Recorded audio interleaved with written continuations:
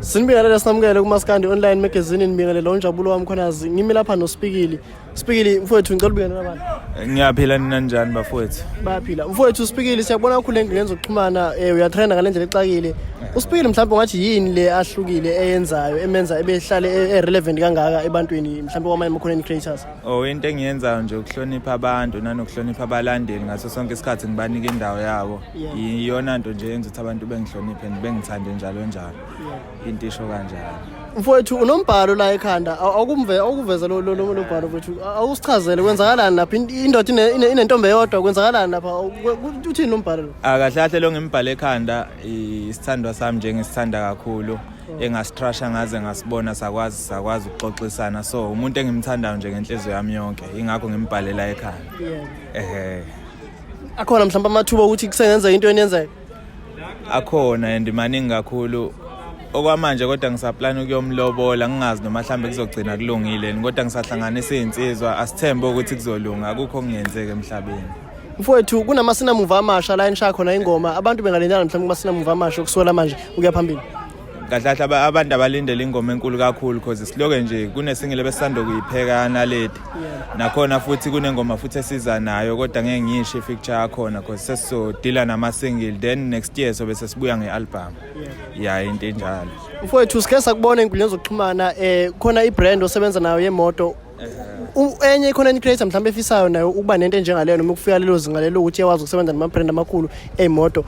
Ungathini mhlawumbe kuyingafika kanjani lelo zinga lelo advice mhlawumbe unganika yona? Advice enganinika yona ukuthi ukuyimisela ku social media nento yenzayo ukwazi ukuthi ungabi nandaba nabantu uhlala uye into mawufisa nje ukuyenza uyenze ungabi nandaba because abantu bazokuthuka bezebeke njengami nje kade babeloke bengithuka then ngathathwa kaSuzuki banginika imoto bathe mebeqeda kunginika imoto base bengenza imanager ama content creator ekuthenini ngibe khona ngiloke nje ngihola njalo ngenyanga lokho lawo amasente engiwatholayo. Sinibingelela sinamukele kuMaskandi online magazine nibingelela uNjabulo wami Khonazi phansi umuntu bathu ngimi lapha noKhathide mfowethu Ngombe mfowethu ngicela ubingelela abantu. Siyabingelela bakithi emakhaya sanibonani kanza kwethu cha kuhamba kahle kakhulu siyabonga ukuthi nibe khona nizo ukuthi nibambe iqhaza thina nabantu babone ukuthi yini lesiphathela abantu ngomhla 29 ku December 2025 lapha ya kwela kithi wana ngoma kwalendizo. Bamngobe emculweni ikhona akhona ama festivals nowabona ama festival abanye amaculi lona ubhaliwe ukuthi Ntshatha Maskandi Festival mhlambe yini yenze yahluka wangabo Maskandi bambone na uposta khona amaculi abangasewa Maskandi khona uDladla Mshunqisi khona nabanje baqobethi twins abangaqondene umculo Maskandi yini ehlukile ngeNtshatha Music Festival? Ngifike emsakazweni ngumsakazi kaMaskandi ngifike emsakazweni ngumsakazi kaMaskandi kodwa ngiyena umsakazi kaMaskandi kuphela. Njengamanje ngisakaza uMaskandi so ngisakaza imculo ehlukahlukene ingakho sithe bonke abaculi fanele babe khona imkhakha ehlukahlukene yikho sithi Ntshatha Music Festival not Maskandi Festival. Ngibonile abanye ababesuke bephawula hawo abantu basele kanjani yabo kube sengazi ukuthi umcimbi kaMaskandi ngathi cha asuwenzela ngoMaskandi phela yebo abaculi baMaskandi bona abaningi ngoba nami ngikhule ngivele emsakazweni ngikhule ngisakaza umculo kaMaskandi ingakho ke bebaningi bona kunabanye abaculi yabo so kodwa nje umculo ovulelekile ifestival ya wonke umculi not ukuthi umculo kaMaskandi kuphela.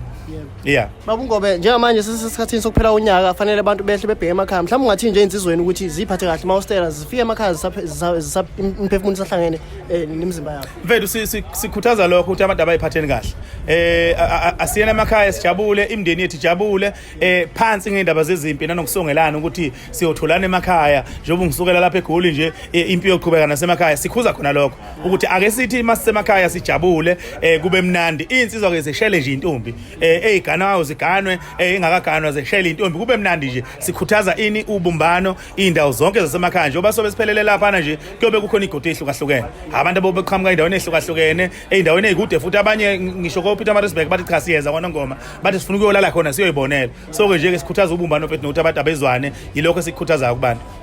Cha babungoba sakumoshela isikhathi siyabonga kakhulu isikhathi sakho ngathi nawo umcimbi wakho ngaba impumelelo nge-29 December sihlangane khona noma kanjani mfethu siyabonga kakhulu bafethu siyabonga 29 December sizobe sikhona kona ngoma kwaLindizo Stadium Ntshatha Music Festival nginithandani. Nibingelela sinamukele kuMaskandi online magazine ngime lapha nensizwa esiyazi ngoKing Zoso mfowethu Ntombela ngicela ubingelela abantu. Bafethu siyabingelela esibingelele nakuwena mfowethu. Mfowethu uKing Zoso uyi-example yo young and successful ngapha ku-industry ama content creators kuthatha ini mhlawumbe kumuntu ukuthi efike kuleli zinga leli uzoso akulo ukuthi ethe emncane kangaka kodwa ebe nempumelelo ekuleli zinga leli akulo bangachazela umuntu ongazi kuthatha nje mfethu ukuthi umuntu akabe nengqondo entweni ayenzayo noma mhlawumbe akuzuzayo akwazi ukuthi kubekelele ukuze enze izinto eziphilayo bese eqala ngazo izinto eziphilayo agcine ngezinto engenaso isidingo mfowethu ngizoxhumana unokuvela ulive laphana mhlawumbe usinye isikhathi ugqoke zangoma usinye isikhathi uphethe inyoka kusakwenzakalani lapho uma uchaza umuntu ongazi ngisuke ngisebenza mfethu bayazi abantu ukuthi mina ngumuntu omelapho wendabuko so ngisuke bafethu ngisebenza bafethu ngoba ngumuntu vele bafethu mina yabo oboniswayo into emqaye nini uzoso le mfethu mina kahlahle sithi nje bafethu mina kahlahle ngakhula benginawo lento le kunje sengi-attenda manje ngoba yabo isikhathi sesiyimanje yabo sengiyabona ukuthi